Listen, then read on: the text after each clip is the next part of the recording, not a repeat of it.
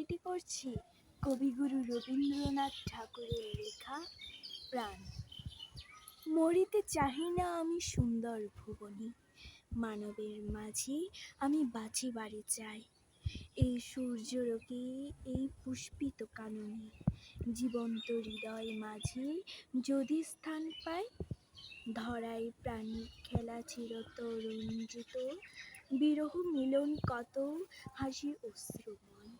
মানবের সুখে দুঃখে গাঁথিয়া সঙ্গীত, যদি গো রচিতে আমি অমর আলো। তা যদি না পারি তবে বাঁচি ততকাল।